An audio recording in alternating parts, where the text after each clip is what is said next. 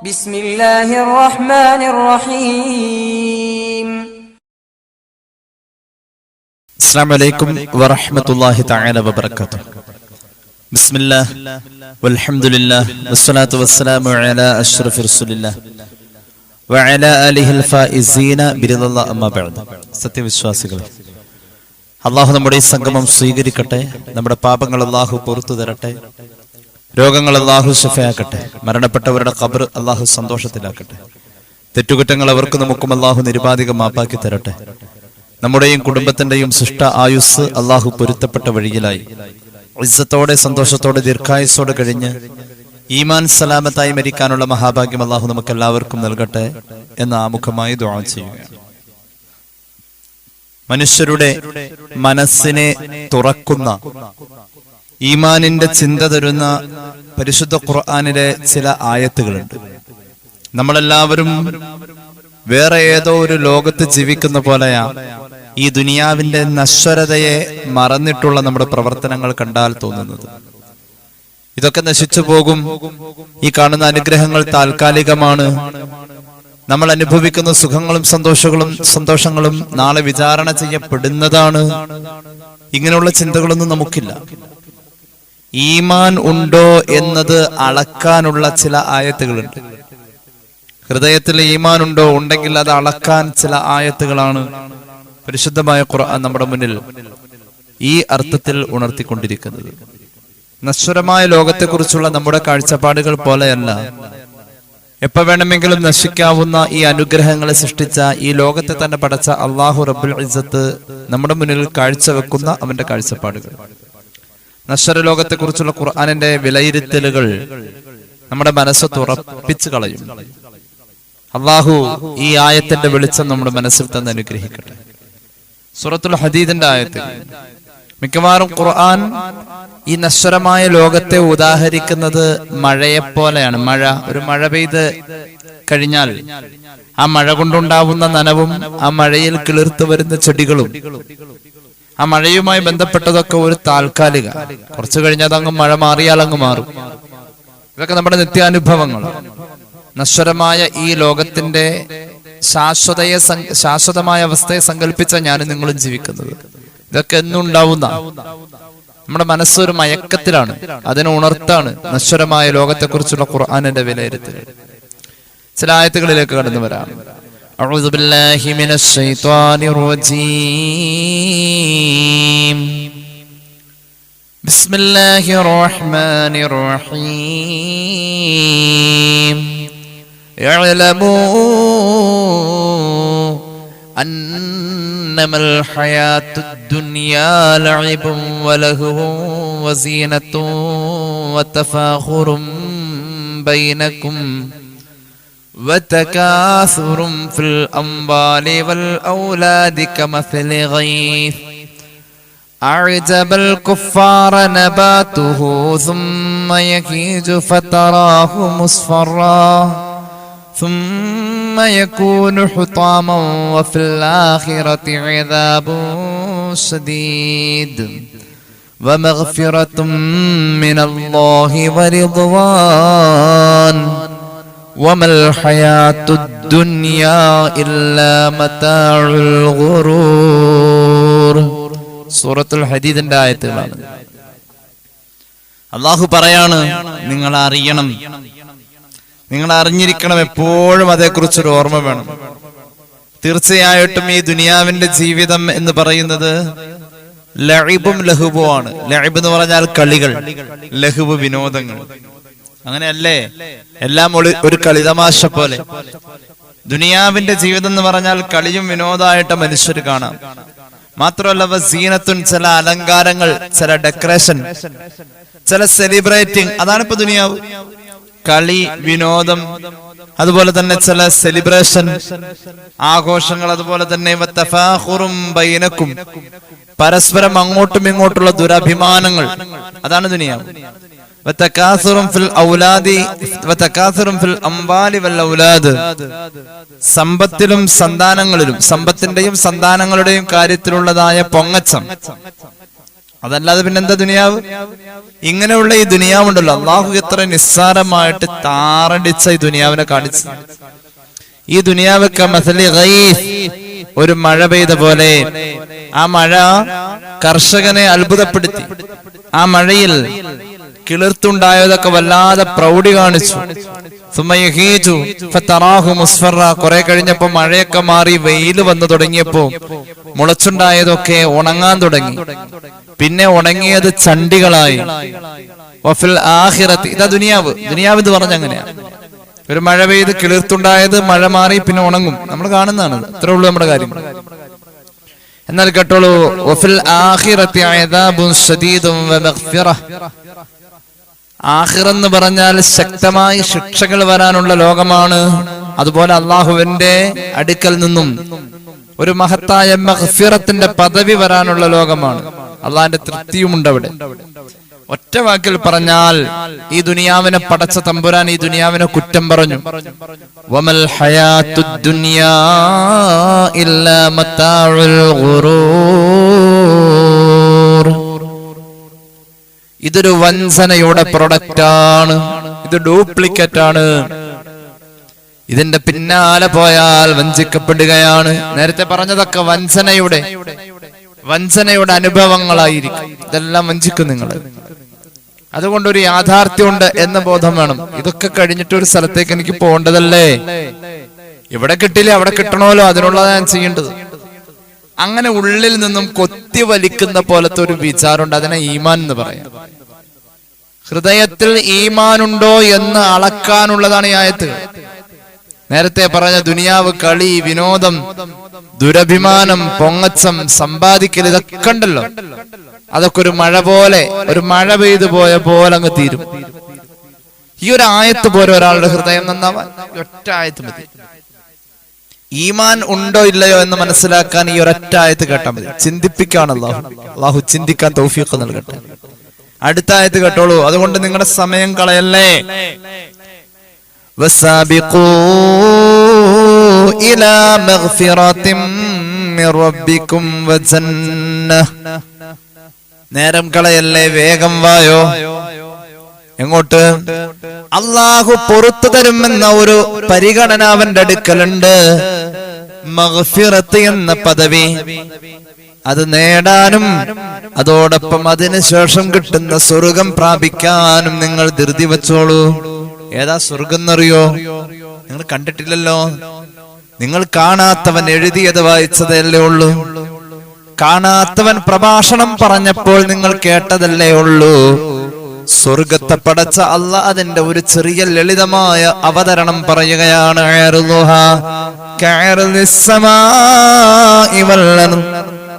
സ്വർഗത്തിന്റെ വിശാലത മാത്രം പറയാം. ആകാശവും ഭൂമിയും നിരത്തി വെച്ചാൽ എത്രയോ അതിനപ്പുറം. ആകാശത്തെയും ഭൂമിയെയും നിരത്തി വെച്ചാൽ ഭൂമി തന്നെ മനുഷ്യൻ കണ്ടിട്ടില്ല. എന്തിനേറെ കടൽ തന്നെ കണ്ടിട്ടില്ല. കടല് തന്നെ കണ്ടിട്ടില്ല. ആമസോൺ നദി കണ്ടു കഴിഞ്ഞിട്ടില്ല. ആമസോൺ മഴക്കാടുകൾ കണ്ടു കഴിഞ്ഞിട്ടില്ല. ഭൂമിയിൽ തന്നെ കരയെന്ന് പറയപ്പെടാൻ പറ്റുന്ന ഭാഗം തന്നെ മനുഷ്യൻ കണ്ടിട്ടില്ല. പിന്നെ കരയേക്കാൾ എത്രയോ ഇരട്ടിയുള്ള കടൽ കണ്ടു. ഭൂമി തന്നെ കണ്ടിട്ടില്ലല്ലോ. ഒരേ സമയം കണ്ടു തീർക്കാൻ കഴിയില്ലല്ലോ മനുഷ്യന്റെ കണ്ണിന്. ആ മനുഷ്യനോടാ പറഞ്ഞത് ഭൂമിയൊന്നുമല്ല, ഭൂമിയെക്കാളും ആകാശത്തെക്കാളും ഒക്കെ എല്ലാ ആകാശങ്ങളും ഭൂമിയുടെ തട്ടുകളും നിരത്തി വെച്ചാൽ അതിനപ്പുറം സ്വർഗത്തിന്റെ വരും. അത്രേ മനസ്സിലാക്കുക സ്വർഗത്തെ കുറിച്ച്. ആ സ്വർഗത്തിലേക്ക് വേണ്ടിയുള്ള ശ്രമങ്ങൾ അള്ളാഹു തൗഫീഖ് നൽകട്ടെ. എന്നിട്ട് പറയുന്നത് ആർക്കുള്ളതാണെന്നറിയുമോ?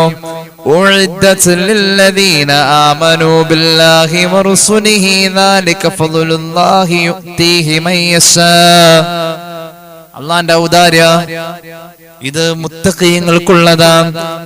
ഇത് ഈമാനുള്ളവർക്ക് വേണ്ടി അള്ളാഹു വെച്ചിട്ടുള്ളതാ. അള്ളാഹു അതിൽ പെടുത്തട്ടെ. അള്ളാഹു അതിൽ പെടുത്തട്ടെ. ഈമാനുള്ളവർക്കുള്ളതാ ഈ സ്വർഗം. ഈമാൻ എവിടെയാ നമുക്ക് പാളിപ്പോവാ എന്നറിയോ? ഒരു സങ്കടം വരുമ്പോൾ ഈമാൻ പാളും, അള്ളാഹുവിനെ കുറ്റം പറയും നമ്മൾ. ഒരു സന്തോഷം വരുമ്പോഴും അള്ളാഹനെ മറക്കും, എന്നിട്ടും പറയും റബ്ബിനെ കുറ്റം. എന്തുകൊണ്ട് പടച്ചു? സങ്കടം വരുമ്പോ പറയൂലോ, ഞാൻ ഇത്രയും നിസ്കരിച്ചു വന്നിട്ട് എനിക്കാണല്ലോ ഇടങ്ങേറ്, പറയാറില്ലേ? ഞാൻ മദ്രസ നിർമ്മാണത്തിന് 50 ചാക്ക് സിമന്റ് കൊടുത്തതിന്റെ പിറ്റേന്നാ എനിക്ക് ആ മുസീബത്ത് വന്നത്. അപ്പൊ ഇതിലൊന്നും വലിയ കാര്യമില്ല എന്ന് പറയൂലേ? ഈമാനിനെ അല്ലാഹു തആല ഒരു മനുഷ്യന്റെ ഈമാനെ പരീക്ഷിക്കാണ്. അടുത്ത ആയത്ത് കേട്ടോട്ടോ, അടുത്ത ആയത്ത് കേട്ടോളൂ. മാ അസാബ മിൻ മുസീബത്തിൻ ഫിൽ അർളി വലാ ഫീ അൻഫുസികും ഇല്ലാ ഫീ കിതാബിൻ മിൻ ഖബ്ലി അൻ നബ്റഅഹാ ഇന്ന ദാലിക അലല്ലാഹി യസീർ. നിങ്ങൾക്ക് വരുന്ന ഏത് മുസീബത്തും, നിങ്ങൾക്ക് ഭൂമിയിലെ ജീവിതത്തിൽ വരുന്ന മുസീബത്ത്, നിങ്ങളുടെ ശരീരത്തിൽ സംഭവിക്കുന്ന വേദനകൾ, രോഗങ്ങൾ, മുസീബത്തുകൾ, നിങ്ങൾ അനുഭവിക്കുന്ന ഏത് ദുരന്ത ദുരിതങ്ങളും ഇല്ലാ ഫീ കിതാബിൻ മിൻ ഖബ്ലി അൻ നബ്റഅഹാ, ഈ മുസീബത്ത് സംഭവിക്കുന്നതിന്റെ എത്രയോ നാളുകൾക്ക് മുമ്പ് ഇത് അല്ലാഹുവിന്റെ മുന്നിൽ രേഖയാണെന്ന് പരിശുദ്ധ ഖുർആൻ. ഇന്ന ദാലിക അലല്ലാഹി യസീർ. ഇതൊക്കെ അല്ലാഹുവിന് എളുപ്പമാണ്. ഇതിവിടെ സംഭവിക്കുന്നതിന് മുമ്പേ അവിടെ രേഖയാണെന്ന് ഖുർആൻ. ഇതിവിടെ സംഭവിക്കുന്നതിന് മുമ്പ് അവിടെ രേഖയാണ്. എന്തിനപ്പോ ഇത് നേരത്തെ രേഖയുണ്ട് എന്ന് പറഞ്ഞ് നിങ്ങൾക്കൊരു മുന്നറിയിപ്പ് തന്നെന്തിനാണെന്നറിയോ? ഇത് ഈമാന്റെ ഭാഗ. ഇവിടെ സംഭവിക്കുന്നതൊക്കെ അള്ളാഹുവിന്റെ വേണ്ടുക പ്രകാരാണെന്നുള്ളത് ഈമാന്റെ ഭാഗ. ഖദറിലുള്ള വിശ്വാസം അതില്ല മനുഷ്യരിൽ. അള്ളാഹ് കണക്കാക്കിയത് എന്നതിലൊരു വിശ്വാസം വേണം. ഈമാൻ കാര്യങ്ങളിൽ പെട്ടത്, ഈമാൻ കാര്യങ്ങളിൽ പെട്ടതാണിത്. 6 എണ്ണം എണ്ണി നോക്കുമ്പോ അറിയാം ഇതൊക്കെ അള്ളാഹ് കണക്കാക്കിയതാണ് എന്നൊരു വിശ്വാസം ഉണ്ട്. അതിന്നില്ല. ആ വിശ്വാസം നഷ്ടപ്പെടലാണ്.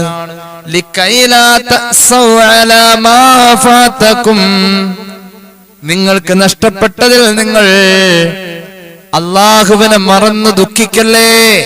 അങ്ങനെ ദുഃഖിക്കാതിരിക്കാൻ വേണ്ടിയാ ഈ ഒരു വിവരം നേരത്തെ തരുന്നത്.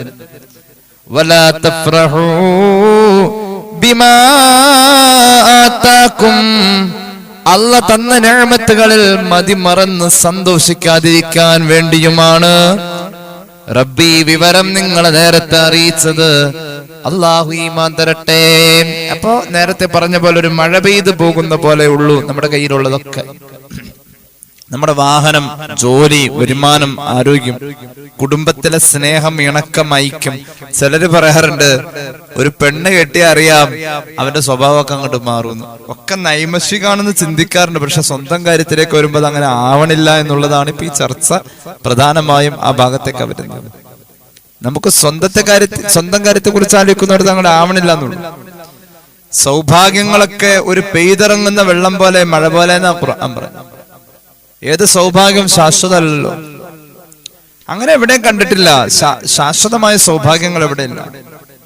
അല്ലാഹ് അല്ലാത്ത ഒക്കെ നശിച്ചു പോകുന്ന പാടിയവരാ ലോകത്ത് ഏറ്റവും കൂടുതൽ പ്രകീർത്തിക്കപ്പെട്ടവര്. ഏറ്റവും വലിയ ബുദ്ധിമാൻ അങ്ങനെ പാടും. സൂറത്തുൽ കഹ്ഫിൽ ഒരു ആയത്ത് കേട്ടോ. ബിസ്മില്ലാഹിർ റഹ്മാനിർ റഹീം. വദ്രിബ് ലഹും مثل الحياة الدنيا كماء أنزلناه من السماء فاختلط به نبات الأرض فأصبح حسيما تذروه الرياح وكان الله على كل شيء مقتدرا. ഈ ദുനിയാവിന്റെ അനുഭവം ആകാശത്തുനിന്ന് പെയ്തിറങ്ങിയ മഴ പോലെ. അതിൽ കിളിർത്ത ചെടികൾ തഴച്ചു വളർന്ന് പിന്നൊരു വെയിൽ വന്നപ്പോ വാടിയും കരിഞ്ഞും അവസാനം തദ്റൂഹു റിയാഹ്, കാറ്റത്ത് പറക്കുന്ന പുൽത്തകിടുകളും വൈക്കോൽ തുരുമ്പുകളുമായി മാറിയത്. അത്രേ ഉള്ളൂ. ഒരു മഴ പെയ്ത് കഴിയുന്ന പോലെ ഉള്ളൂ നിങ്ങളുടെ അനുഗ്രഹം. ഓർത്തു വെച്ചോണം, തരാൻ കഴിവുള്ളവൻ തിരിച്ചു വാങ്ങാനും കഴിവുള്ളവനാ. അള്ളാഹു അതിന് കഴിവുള്ളവനാണെന്ന ബോധം നിങ്ങൾക്ക് വേണമെന്ന് ഖുർആൻ. എന്നിട്ട് പറയാണ്, ദുനിയാവെന്ന് പറഞ്ഞാൽ അൽ മാലു വൽ ബനൂന സീനത്തുൽ ഹയാത്തിദ് ദുനിയാ, സമ്പത്തും സന്താനങ്ങളും ഈ ഭൂമിയുടെ അലങ്കാരങ്ങൾ മാത്രമാണ്. والباقيات الصالحات خير عند ربك ثوابا وخير املا. അള്ളാഹു നമുക്ക് തൗഫീഖ് നൽകട്ടെ. ശാശ്വതമായതൊക്കെ ഒരു 10 ദിക്ർ ഇല്ല, അത് അവിടെ കിട്ടും. 1000 രൂപ സ്വതക്ക ചെയ്താൽ അത് അവിടെ കിട്ടും.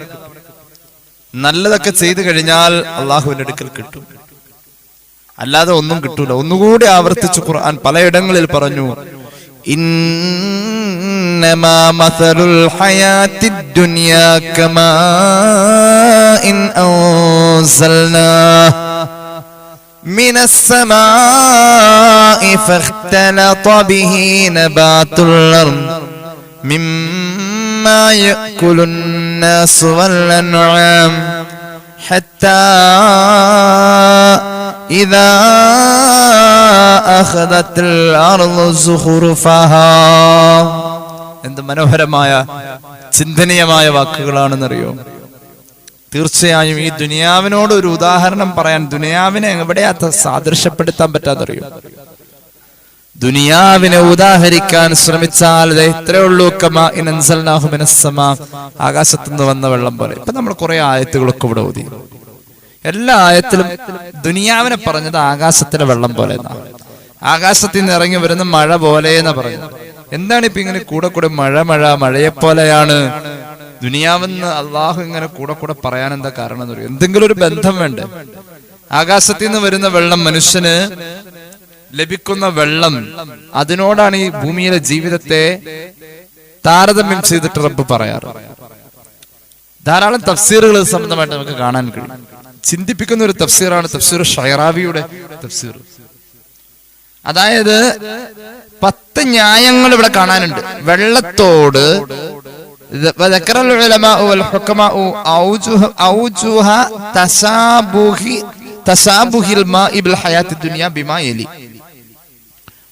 മഹാന്മാരായ തത്വജ്ഞാനികളായ സൂഫിയാക്കളും മുഫസ്സിരീങ്ങളും ഒക്കെ വെള്ളത്തോട് ദുനിയാവിന്റെ ജീവിതത്തെ താരതമ്യം ചെയ്യപ്പെട്ടതിന്റെ ന്യായം പറയുന്നത് 10 കാര്യങ്ങളാണ്. 1, അൽ മാഉ ലൈസ ലഹു ഖറാറുൻ വകദാലിക ദുനിയ. സമ്പത്ത് എന്ന് പറയുന്നത്, ദുനിയവിയായ അനുഗ്രഹം എന്ന് പറയുന്നതിന് സ്ഥിരമായ ഒരു സ്ഥലമില്ല. അത് ഇവിടെയാണ്, ഇപ്പൊ ഈ വീട്ടിലാണെന്ന് സമ്പത്തെങ്കിൽ നാളെ അടുത്ത വീട്ടിലേക്ക് അള്ളാഹു കൊടുക്കാം. ഇവിടെ സമ്പത്ത് ഇല്ലായ്മ വരാം. വെള്ളവും അതുപോലെ തന്നെയാണ്. വെള്ളം ഇപ്പൊ ഇന്ന സ്ഥലത്താവണമെന്നൊന്നുമില്ലല്ലോ. വെള്ളം ഇങ്ങനെ ഒഴുകിപ്പോവും, അതിന്ന സ്ഥലത്ത് നിന്നോളണമെന്നില്ല. വെള്ളത്തിന്റെ സ്വഭാവം ഒഴുകിപ്പോക്കാം. നീ കേട്ടോളൂ, വെള്ളം ഒരു സ്ഥലത്ത് ഇങ്ങനെ കൂടിക്കിടന്നു കഴിഞ്ഞാൽ അത് അവിടെ കിടന്ന് ഭാവമാറ്റം വരും, പായല് കയറും, പിന്നെ ചീഞ്ഞ വെള്ളമാകും, പിന്നെ ദുർഗന്ധം വരും. വെള്ളത്തിന്റെ അവസ്ഥ അതുപോലെ തന്നെയാണ് ദുനിയാവ്. അതൊരാളിങ്ങനെ കൂട്ടിവെച്ചാൽ അത് ചീത്തയാവും. ഹറാമിയത്തായ പലതും അതിലേക്ക് കയറി വരും, ആ ജീവിതത്തിലേക്ക് വരും. അതിന് കേട് വരുന്നതെടുത്ത് കൊടുത്തേക്കാൻ നേരത്തെ പറഞ്ഞിട്ടുണ്ട്. കേട്, അഴുക്ക്, അത് സക്കാത്ത. ഇനി കേട്ടോളൂ, മൂന്നാമത്തെ ബന്ധം എന്താൽ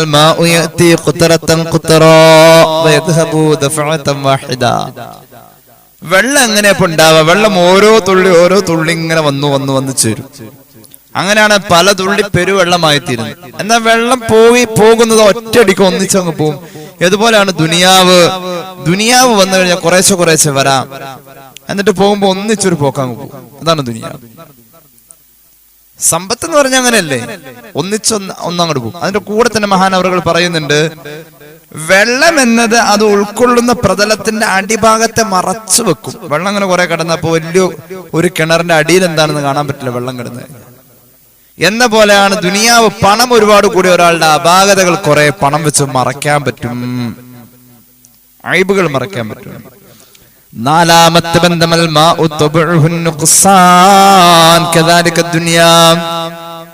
വെള്ളത്തിന്റെ അടിസ്ഥാനം അത് ഉപയോഗമനുസരിച്ച് കുറഞ്ഞുകൊണ്ടിരിക്കും. അതുപോലെയാണ് ദുനിയാവ്, അത് ഉപയോഗിക്കും തോറും സമ്പത്ത് കുറഞ്ഞുകൊണ്ടിരിക്കും. ഇനി കേട്ടോളൂ, വെള്ളം എന്നത് അഞ്ചാമത്തെ ബന്ധം നോക്കിക്കോ. വെള്ളം എന്ന് പറഞ്ഞാൽ അത് വലിയ സ്ഥലത്തും ഉൾക്കൊള്ളാം, ചെറിയ പാത്രത്തിലും വെള്ളം എടുത്ത് വെക്കാൻ പറ്റും. എന്ന പോലെ ദുനിയാവെന്ന് പറഞ്ഞാൽ ഒരുപാട് ഉണ്ടാവാം, അത് അല്പം ഉണ്ടാവാം. ഇപ്പൊ വലിയ മുതലാളിമാർക്ക് അതനുസരിച്ചുള്ള ദുനിയാവും, ചെറിയ ആളുകൾക്ക് അതനുസരിച്ചുള്ള ദുനിയാവും. ആറാമത്തെ ബന്ധം, ഒരു മഴ ഇങ്ങ് പെയ്യുന്നുവെങ്കിൽ ആ മഴയെ തിരിച്ചയക്കാൻ ഒരാൾക്കും കഴിയില്ലല്ലോ. ഇങ്ങോട്ട് വരുന്ന മഴയെ തിരിച്ചങ്ങോട്ട് വിടാൻ ഒരാൾക്കും കഴിയില്ല. എന്ന പോലെയാണ് ദുനിയാവ്. അള്ളാഹു ഒരാൾക്ക് ദുനിയാവ് സമ്പത്ത് കൊടുക്കാൻ തീരുമാനിച്ചാൽ അയാൾക്ക് പോലും അത് തിരിച്ചങ്ങോട്ട് കൊടുക്കാൻ കഴിയില്ല, ആർക്കും കഴിയില്ല. അള്ളാഹ് കൊടുക്കാൻ തീരുമാനിച്ചാൽ കിട്ടിയിരിക്കും. ഏഴാമത്തെ ബന്ധം, അൽമാഉ ഖലീലുഹു റയ്യുൽ ലിൽ അത്ശാൻ വകസീറുഹു ദാം.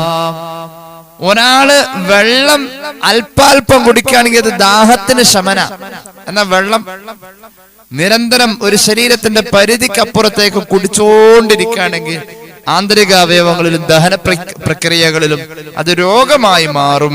എന്ന പോലെ ആ ദുനിയാവ് അല്പാൽപമാണെങ്കിൽ അത് നല്ലതാ, അതിനപ്പുറത്തേക്ക് കടന്നാൽ അത് രോഗമാണ്, പ്രശ്നമാണ്. എട്ടാമത്തെ ബന്ധം എന്ന് പറഞ്ഞാൽ അമിതമായ വെള്ളം അത് കൃഷിയെ നശിപ്പിക്കുന്ന പോലെ അമിതമായ സമ്പത്ത് ഒരാളുടെ ഹൃദയത്തെ നശിപ്പിക്കുമത്രേ. ഒൻപതാമത്തെ ബന്ധം, വെള്ളം എന്ന് പറഞ്ഞാൽ അത് മുഴുവനും നല്ല വെള്ളമായി കൊള്ളണമെന്നില്ല. അതിൽ ചീത്തയായ വെള്ളമുണ്ട്, കലക്കലുള്ള വെള്ളമുണ്ട്, ചില വെള്ളം മലിനമാണ്. അതുപോലെ ആ സമ്പത്ത് എന്ന് പറഞ്ഞാൽ എല്ലാം നല്ല മുതലല്ല, അതിൽ ഹറാമുണ്ട്, ശുബഹയുണ്ട്, ഹലാലുണ്ട്. നീ കേട്ടോളൂ, പത്താമത്തെ ബന്ധം, നല്ല വെള്ളമാണ് എങ്കിൽ അത് നജസിനെ ശുദ്ധിയാക്കുന്ന പോലെ നല്ല സമ്പത്ത് ഒരു മനുഷ്യന്റെ ഹൃദയത്തെ ശുദ്ധിയാക്കുന്നു. പാപങ്ങൾ പൊറുപ്പിക്കാൻ, പുറത്തു കളയാൻ, പാപങ്ങൾക്ക് മാപ്പ് അള്ളാഹു നൽകാൻ നല്ല സമ്പത്ത് കൊണ്ട് സാധിക്കും. സദഖ ചെയ്താൽ മതി. ഖുദ് മിൻ അംവാലിഹിം സദഖതൻ തുത്ഹിറുഹും തുതഖിറുഹും സദഖതൻ തുതഖിറുഹും വതുസക്കീഹിം ബിഹാ. ഖുർആൻ തന്നെ പറഞ്ഞിട്ടുണ്ട്, സദഖ കൊണ്ട് ഒരു സമൂഹം നന്നാവാം. സദഖ കൊണ്ട്. അള്ളാഹു തൗഫീഖ് നൽകട്ടെ. അതുകൊണ്ട് എന്റെ പ്രിയമുള്ളവരെ, ഇഹലോക ജീവിതത്തോട് അമിതമായ താല്പര്യം ഒരു സമൂഹത്തിന്റെ കെട്ടുറപ്പിനെ തന്നെ ബാധിക്കാം. ദുനിയവിയായ താല്പര്യങ്ങളിലേക്ക് ഒരു സമൂഹം ഇറങ്ങിയ ആ സമൂഹം നിലനിൽക്കില്ല.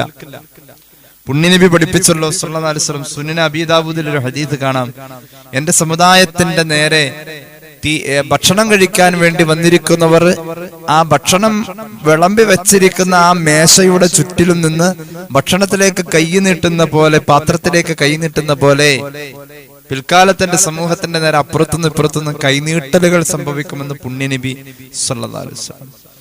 അപ്പോ അവിടുന്ന് ഇവിടുന്നൊക്കെ കൈനീട്ടലുകൾ സംഭവിക്കുക ഈ സമൂഹത്തെ വലിച്ചു വാരാണല്ലോ. ഒരു സ്വഹാബി ചോദിച്ചു, വമിൻ ഖില്ലത്തിൻ നഹ്നു യൗമ ഇദിൻ യാ റസൂലല്ലാഹ്, അന്ന് ഞങ്ങൾ ആൾബലം കുറവാണോ? അവിടുന്ന് പറഞ്ഞു, അന്ന് നിങ്ങൾ നല്ല ആൾബലമുണ്ട്.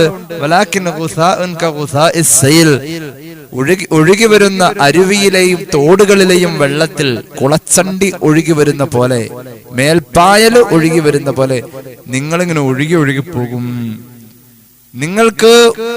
നിങ്ങളെ കുറിച്ച് മറ്റുള്ളവർക്കൊരു ഭയമൊക്കെ ഉണ്ടായിരുന്നു. അള്ളാഹു അവരുടെ മനസ്സിൽ നിന്ന് ആ ഭയവും ബഹുമാനങ്ങൾ എടുത്ത് മാറ്റും. നിങ്ങൾക്കറിയുമോ, അന്ന് നിങ്ങളുടെ മനസ്സിൽ അള്ളാഹു വേറെ ഒരു രോഗം തരും. ആ രോഗത്തിന്റെ പേര് വഹന് എന്നാണെന്ന് പുണ്യ നബി സല്ലല്ലാഹു അലൈഹി വസല്ലം. വഹന് എന്ന് പറഞ്ഞപ്പോ ഒരു സ്വഹാബി ചോദിച്ചു, നബിയെ വഹൻ എന്ന് പറഞ്ഞാൽ എന്താ? അവിടുന്ന് പറഞ്ഞു, ഹുബ്ബുദ് ദുനിയ വ കറാഹിയത്തുൽ മൗത്ത്, സ്വന്തം മരണത്തെ ഓർക്കാൻ ഇഷ്ടപ്പെടൂല. സ്വന്തം മരണത്തെ, അങ്ങനെ ഒരു ദിവസം എനിക്ക് വരാനുണ്ടെന്നതിനെ കുറിച്ച് ഓർക്കാൻ ഇഷ്ടപ്പെടുകയുമില്ല. ദുനിയാവിനോടുള്ള അമിതമായ ആർത്തിയുമാണ് വഹന് എന്ന് പുണ്യ നബി സല്ലല്ലാഹു അലൈഹി വസല്ലം. ഇങ്ങനൊരു അവസ്ഥയിലപ്പോ നമ്മൾ പോയിക്കൊണ്ടിരിക്കുന്നത്. അള്ളാഹു നമ്മെ നന്നാക്കി തരട്ടെ. ഏറ്റവും നല്ല ഒരു വർത്താനുണ്ട്. ഹബീബായ നബി കരീം സല്ലല്ലാഹു അലൈഹി വസല്ലം തങ്ങളുടെ കാലഘട്ടത്തിൽ ജീവിച്ചിരിക്കുകയും അതിനു മുമ്പേ ഉള്ള ഒരാളാണ്. അയാൾ ലബീദ് എന്നാണ് അയാളുടെ പേര്. ലബീദ് നബിയുടെ കാലഘട്ടത്തിലുള്ള ആളാണ്. 150-ലധികം വയസ്സ് ജീവിച്ചെന്ന് അയാളെ പറ്റി പറയുന്നു. ലബീദ് ഒരു വർത്താനം പറഞ്ഞിട്ടുണ്ട്, അതാണ് ഏറ്റവും നല്ല വർത്താനം എന്ന് പുണ്യ നബി സല്ലല്ലാഹു അലൈഹി വസല്ലം സ്വഹീഹുൽ ബുഖാരിയിൽ ഹദീസ് കാണാം. അസ്ദഖു കലിമത്തിൻ ഖാലഹാ ശാഇർ കലിമത്തു ലബീദ് അലാ കുല്ലു ശൈഇൻ മാ ഖലല്ലാഹ ബാതിലു വകുല്ലു നഈമിൻ ലാ മഹാലത സായിറു. സ്വഹീഹുൽ ബുഖാരി ഈ ഹദീസ് പറയുന്നുണ്ട്. അല്ലാഹ് അല്ലാത്ത എല്ലാം ഇവിടെ നിന്ന് ബാത്തിലാണ്, നശിച്ചു പോവേണ്ടതാണെന്ന് ലബീദ് പാടി. ആരായി ലബീദ്? അറബി കവികളിൽ വിശ്രുതൻ മഹാകവി.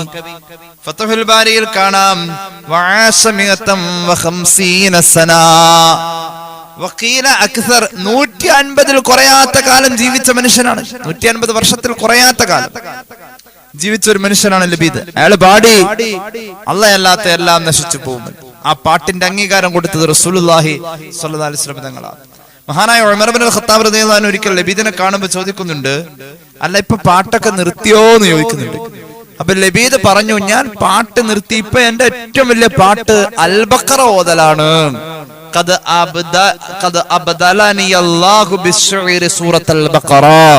അള്ളാനെ പ്രകീർത്തിച്ച് ഞാൻ പാടിയിട്ടുണ്ട്. ആ പാട്ടിന് പകരം അള്ളാഹ് എനിക്ക് തന്നത് അൽ ബഖറയാണ്. അതുകൊണ്ട് ഇപ്പൊ പാട്ടൊക്കെ നിർത്തി, ഞാൻ അൽ ബഖറയിലാണ്. അൽ ബഖറ എനിക്ക് തരുന്ന ലഹരി വലുതാണ്.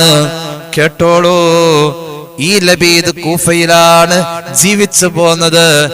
അദ്ദേഹം കൂഫയിൽ തന്നെ ഉസ്മാൻ ഇബ്നു അഫ്ഫാൻ റളിയല്ലാഹു അൻഹുവിന്റെ ഭരണകാലഘട്ടത്തിൽ മരണപ്പെടുകയും ചെയ്തേ. അദ്ദേഹത്തിന് റസൂലുള്ളാഹി കൊടുത്ത അംഗീകാരം എന്ന് പറയുന്നത് അള്ളാഹുവിനെ പ്രകീർത്തിച്ച് പാടി എന്നുള്ളതാണ്. അല്ലാഹ് അല്ലാത്തെല്ലാം നശിക്കും. ഈ ഒരു ബോധ എല്ലാവർക്കും വേണം. അഹങ്കരിച്ച് ഇതൊക്കെ എന്നും നിലനിൽക്കുമെന്ന് തോന്നല നമ്മളെ പലപ്പോഴും ചീത്തയാക്കാം. സൂറത്തുൽ കഹ്ഫ് എല്ലാ വെള്ളിയാഴ്ച രാവിലും ഒക്കെ പാരായണം ചെയ്യുന്നുണ്ടല്ലോ. വെള്ളിയാഴ്ച രാവിലോ അല്ലെങ്കിൽ വെള്ളിയാഴ്ച പകലിലോ ഒക്കെ സൂറത്തുൽ കഹ്ഫ് പാരായണം ചെയ്യുന്നുണ്ട്. നമുക്ക് അവിടെ ചില സംഭവങ്ങൾ അള്ളാഹു ഓർമ്മപ്പെടുത്തുന്നത് കാണാൻ കഴിയും. അൽ കഹ്ഫ് അധ്യായത്തിൽ 2 സഹോദരന്മാരുടെ കഥ പറയുന്നുണ്ട്. ഒരാൾ അള്ളാഹുവിനെ പേടിച്ച് ജീവിച്ചു, മറ്റേ അള്ളാഹുവിനോട് അഹങ്കാരം കാണിച്ചു ജീവിച്ചു. അഹങ്കാരി, ദുനിയാവ് കൊണ്ട് മതിമറന്നവൻ. അവരുടെ കഥ വളരെ ഹ്രസ്വമായ രീതിയിൽ പറയാം. പലപ്പോഴും നമ്മളിത് പറഞ്ഞിട്ടുണ്ട്. ബിസ്മില്ലാഹിർ റഹ്മാനിർ റഹീം. വദ്രിബ് ലഹും مثل الرجلين جعلنا لأحدهما جنتين من أعناب وحففناهما بنخل وجعلنا بينهما زرعا. വേഗം പറയാം. അള്ളാഹു പറയുന്നു, 2 മനുഷ്യന്മാരെ അള്ളാഹു ഉദാഹരണമായി കാണിക്കാണ്. അതിലൊരാൾക്ക് അള്ളാഹു സമ്പത്ത് കൊടുത്തു, മറ്റേ ആൾക്ക് സമ്പത്തില്ല, നല്ല ഈമാനുണ്ട്. സമ്പത്ത് കൊടുത്ത ആളുടെ സമ്പത്ത് എന്താ? അള്ളാഹു അദ്ദേഹത്തിന് 2 തോട്ടങ്ങൾ കൊടുത്തു. ആ 2 തോട്ടവും മുന്തിരിത്തോട്ടമാണ്. ആ 2 തോട്ടത്തിന് അതിരായി അള്ളാഹു, അതിന് ചുറ്റിലുമായി അതിരായി അള്ളാഹു നിശ്ചയിച്ചത് ഈത്തപ്പന തോട്ടമാണ്. അപ്പൊ ഈത്തപ്പന തോട്ടം കൊണ്ട് അതിര് പങ്കിടുന്ന നടുവിലുള്ള മുന്തിരിത്തോട്ടം എന്തൊരു മനോഹരമായിരിക്കും. ചുറ്റും ഈത്തപ്പനത്തോട്ടം കൊണ്ട് മതില്, അതിരിട്ടിരിക്കുന്നത് ഈത്തപ്പനത്തോട്ടം കൊണ്ട്, 4 ഭാഗവും ഈത്തപ്പനത്തോട്ടം, അതിന്റെ നടുവിലായിട്ട് മുന്തിരിത്തോട്ടം 2 എണ്ണം. ഇനി കേട്ടോളൂ, ഇത് കൂടാതെയും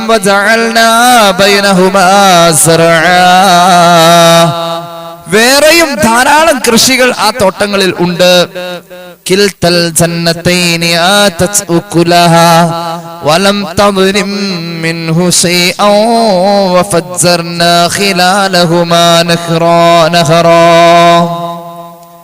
ഈ തോട്ടങ്ങൾ എന്ന് പറഞ്ഞാൽ അതിലുണ്ടാവുന്ന വിളവുകളിലൊന്നും കീടങ്ങളോ പ്രാണികളോ പ്രാവുകളോ കിളികളോ ഒന്നും അതിൽ നശിപ്പിക്കുന്നില്ല.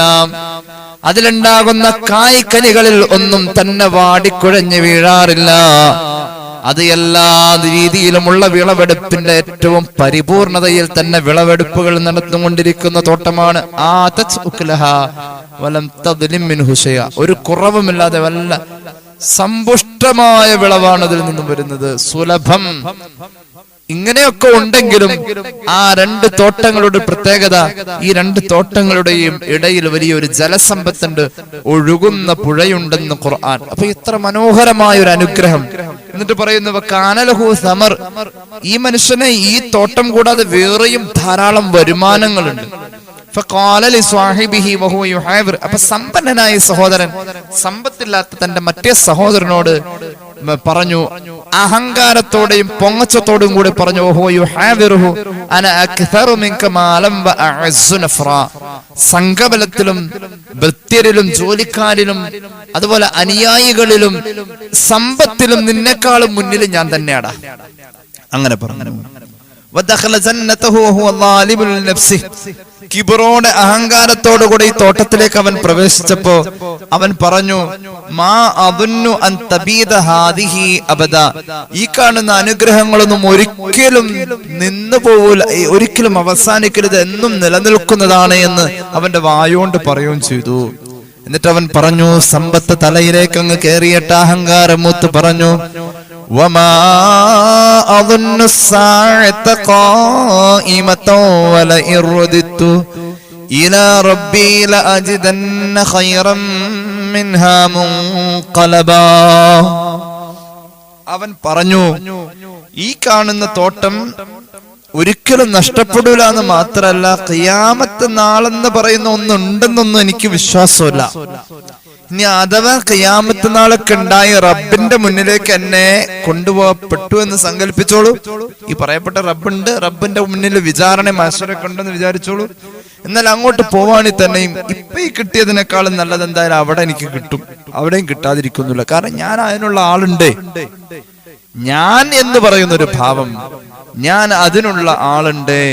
അതുകൊണ്ട് എനിക്ക് അവിടെ ചെല്ലുമ്പോ ഇതിനപ്പുറമുള്ളത് കിട്ടും എന്നയാള് പറഞ്ഞു. അപ്പൊ ഈ കൂട്ടുകാരൻ, ഈമാനുള്ള പാവപ്പെട്ട കൂട്ടുകാരൻ പറഞ്ഞു, എടോ അങ്ങനൊന്നും പറയല്ലേ, അകഫർത ബില്ലദീ ഖലഖക മിൻ തുറാബ് ثم من نطفة ثم سواك رجلا. ഒന്നുമല്ലാതിരുന്ന മണ്ണിന്റെ പടപ്പേ, ഇന്ദ്രിയ തുള്ളികളിൽ നിന്നും പടക്കപ്പെട്ട മനുഷ്യ, നിനക്കൊരു ജീവിതം തന്ന് ഇവിടം വരെ എത്തിച്ച റബ്ബിനെ കൊണ്ട് നീ നിഷേധിക്കുന്നുവോ? നിനക്കറിയോ ഞാൻ അള്ളാഹുവിനെ പറ്റി വിചാരിച്ചിരിക്കുന്നത് എന്റെ റബ്ബി ഏകനാണെന്ന്. ലാ ഉശ്രികു ബി റബ്ബി അഹദാ, വലാ ഉശ്രികു ബി റബ്ബി അഹദാ, എന്റെ റബ്ബിൽ ഒരാളെയും ഞാൻ പങ്കു ചേർക്കില്ല. അള്ളാഹിന്റെ തൗഹീദ് എന്റെ മനസ്സിൽ തട്ടിയതാ. അതുകൊണ്ട് ഈ അഹങ്കാരത്തിന്റെ വർത്തനൊക്കെ നിർത്തിക്കോ. നിങ്ങൾക്ക് എന്തെങ്കിലും ഒരു അനുഗ്രഹം അല്ലാഹു തന്നിട്ടുണ്ടെങ്കിൽ അത് നിലനിൽക്കണോ? ഇനി പറയുന്ന ഒരു ദിക്റും കൂടി പറഞ്ഞുകൊണ്ട് നിനക്ക് നിന്റെ തോട്ടത്തിലേക്ക് കയറാം. സൂറത്തുൽ കഹ്ഫ് പഠിപ്പിച്ച ദിക്റാണിത്. നമുക്ക് ഒരുപാട് സമ്പത്ത് അല്ലാഹു തന്നിട്ടുണ്ടാവാം, വാഹനം തന്നിട്ടുണ്ടാവാം. നമുക്ക് അല്ലാഹു തന്ന നിഅമത്തുകൾ നിലനിൽക്കാൻ വീട്ടിലേക്ക് കയറി വരുമ്പോ, അതുപോലെ തന്നെ വീട്ടിൽ നമ്മുടെ അനുഗ്രഹങ്ങളാകുന്ന മക്കളെ കാണുമ്പോ, നമ്മുടെ സ്ഥാപനത്തിലേക്ക് കയറുമ്പോ, നമ്മുടെ ശമ്പളം കൈകൊണ്ട് വാങ്ങുമ്പോ, നമ്മുടെ സമ്പത്ത് നിലനിൽക്കാൻ ഇങ്ങനെ ഒരു ദിക്ർ ഉണ്ട്, അത് നീ ചൊല്ലിയേ പറ്റൂ എന്ന് കൂട്ടുകാരനെ ഉപദേശിച്ചതായി വെള്ളിയാഴ്ചയുടെ സന്ദേശമേ സൂറത്തുൽ കഹ്ഫിന്റെ ആയത്താണ്. വലൗലാ ദഖൽത വലൗലാ ഇദ്ദഖൽത ജന്നതക ഖുൽത മാ ശാ അല്ലാഹു ലാ ഖുവത ഇല്ലാ ബില്ലാഹ്.